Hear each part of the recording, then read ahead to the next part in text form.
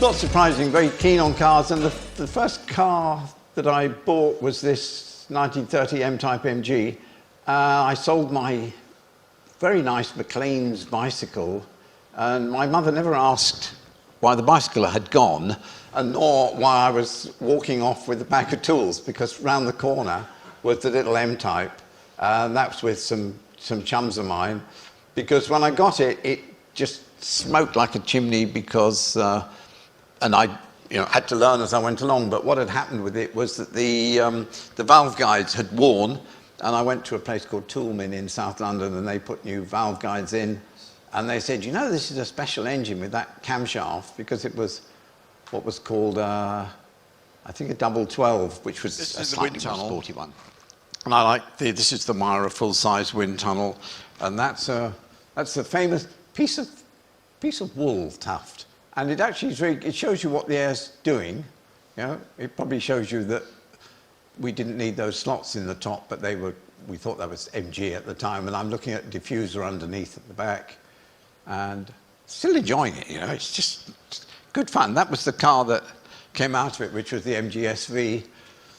That again, it was our director said, I want a 1,000 horsepower sports car, which he couldn't have, but it did have a Rouse engine of its own. Okay, a best kept secret. Now you saw this car, some of you on that bit of film there, and it's this MG ZT station wagon. And by that time I was working, but I was working actually as a consultant for MG Rover as the design director.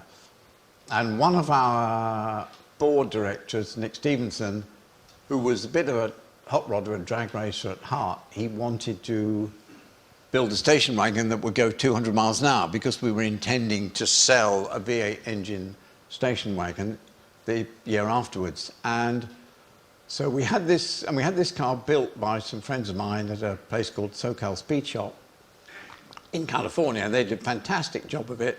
And it had a Roush normally aspirated engine. Yeah, and the engine, Nick Stevenson wanted to see that the engine would produce 700 horsepower, and we had to take it to a rolling road to prove to him.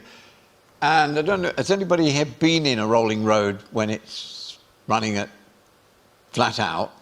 Because when you've got a car like this, which is chained with massive chains to the ground in the rolling road, and we're standing in there and it's producing 760 horsepower, so it's very hot, very loud, and amazingly dynamic, and this thing's juddering all over the place, and I'm looking at the chains thinking, in fact they tell me that if it breaks loose it just stalls and stops dead, because I thought this is going to be mayhem, but apparently it was fine. And we took it to Bonneville, and this was kind of this well-kept secret that MG Rover, who were rapidly running out of money at that point and didn't want to tell anybody in case it didn't work or whatever. And so I went out with my mates from SoCal Speed Shop, and they didn't even send a photographer. So I did the filming and the photographs, and in fact the photographs you saw with the dog and the other ones. And it was quite nice, because what we did is, and we need to see it, we actually did their 225.609 miles an hour, which was pretty darn good. I had the chance to drive it on what's called the short course, where you're only allowed 170, and it was extremely exciting, I must say. It had, by the rules, you have to have a parachute on the back, partly because if something goes wrong, you can pop the parachute and it stabilizes the car. But what you have to do, to pop the parachute, you really need to be on full throttle, because if you lift off and the car goes kind of nose down, and then you do the parachute, it lifts the front wheels off the air. So even on the 170, somebody said, now remember, you've got to be nailed and then do the parachute, which is a surprising jerk. And we held the record, I think, for about 2 days, and then somebody came with a station wagon with 1,000 horsepower. But Nick Stevenson, who'd come with us, and I said, oh, come on, I'm sure we can get 230. No, And in typical MG Rover of that time, So we just kind of left it be. But it was pretty darn good, and it's going to be at the Goodwood of Festival of Speed when they're having the 100th anniversary of MG, and the car will be there, and I think I'm going to drive it up the hill, which geared for 220, it'll be a bit sluggish. This is, I say, least reliable client. This is MG Rover, and I'll just speedily do these, but this was when the Chinese were pretending that they wanted to buy MG Rover, and so we gave a show to them of the directions we might go in, and we even put little Chinese number plates just to flatter them on the car. But they didn't really have any intention of buying MG Rover. What their intention was to see it fall over and then buy it from the administrators, which is unfortunately what happened. Meanwhile, we were doing a lot of bizarre things, one of which was quite nice, and this is a coupe version of the MGTF. And I had suggested it because we suggested projects all the time we were there, and I suggested that we should do this, and they said, no, it's impossible. I said, well, we want 17-inch wheels. No, you can't fit 17-inch wheels. And we want this hard top. No, you can't do that because you can't get to the engine. So secretly in design, we just went ahead and did it, and you could drive it, and it had 17-inch wheels, and you could get at the engine. But we were just a little bit too late because just a few weeks later, the company disappeared.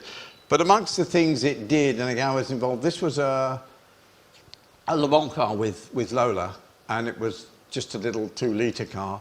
But the aero stuff that the guys at Lola did was super, and it ran very well for quite a few hours, actually, at Le Mans.